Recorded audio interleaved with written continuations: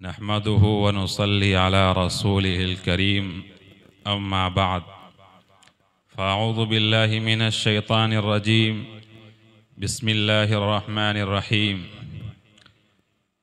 वलिमन खाफ़ मक़ाम रब्बिही जन्नतान।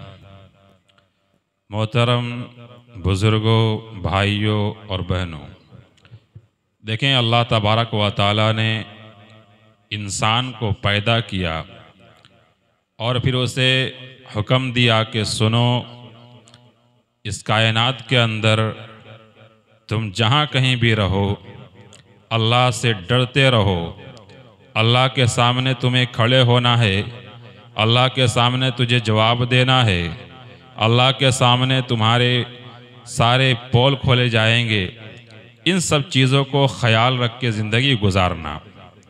जो इंसान अपनी इस ज़िंदगी को इस तरीके से गुजारता है कि अल्लाह हमें देख रहा है, अल्लाह को हमें जवाब देना है, अल्लाह को हमें हिसाब देना है, तो अल्लाह कहता है वलिमन खाफ़ मक़ाम रब्बिही जन्नतान, कि जो अल्लाह के सामने खड़े होने से डरता है अल्लाह उससे दो दो जन्नतें अता फरमाता है। और यह जब आती है कि जब इंसान के दिल में, दिमाग में, जहन में, हर चीज़ में अल्लाह बस गया हो कि अल्लाह हमें देख रहा है, तब इंसान जाकर इन सब चीज़ों के सिफ़ात का हामिल होता है। कहते हैं कि एक आराबी था, एक देहाती था, काला कलूटा था। वो जंगलों में, बयाबान में, पहाड़ी पे वो इंसान बकरियां चराता था। एक सहाबी अपना काफ़िला लेकर चलते हैं, वहाँ जाकर पूछते हैं कि बताओ यहाँ कुछ खाने को मिलेगा, पूरा का पूरा काफ़िला भूखा है। वो शख्स कहता है कि सर यहाँ कुछ खाने को तो नहीं मिलेगा, एक काम करें और कहीं तलाश कर लें। वो सहाबी कहते हैं कि एक काम करो, ये जो बकरी का रेवड़ तुम्हारा है इनमें से एक बकरी हमारे हवाले कर दो, हमसे बेच दो। इस बकरी के एवज़ जो कुछ होगा हम तुझे दे देंगे और साथ में तुम्हें खिलाएंगे भी। वो बंदा बड़ा नेक था, उसके दिल में ये था कि अल्लाह हमें देख रहा है, अल्लाह हमें परख रहा है, अल्लाह हमें हिसाब लेने वाला है, अल्लाह हमारा हिसाब लेने वाला है, अल्लाह हमसे पूछने वाला है। ये सब कुछ उसके दिमाग में था। वो कहने लगा कि देखो, पहली बात तो ये है कि ये बकरी मेरी नहीं है, मेरे मालिक की है, मैं इसका मालिक नहीं हूँ। दूसरी बात यह है कि मैं रोज़ा से हूँ और मैं गोश्त खाऊंगा नहीं इसका। चुनाचे फिर वो सहाबी कहने लगे कि एक काम करो, एक बकरी हमसे बेच दो, मालिक को कहाँ पता चलेगा, मालिक को कह देना कि कोई भेड़िया आई थी और एक बकरी खा गई। जंगलात में ये मामलात होते रहते हैं, तुम भी कह देना, मसला निकल जाएगा, कोई मसला नहीं है, मालिक को पता भी नहीं चलेगा। एक बकरी हमसे बेच दो, हम लोग खाएंगे, उसमें से तुम इफ्तार के लिए भी ले जाना।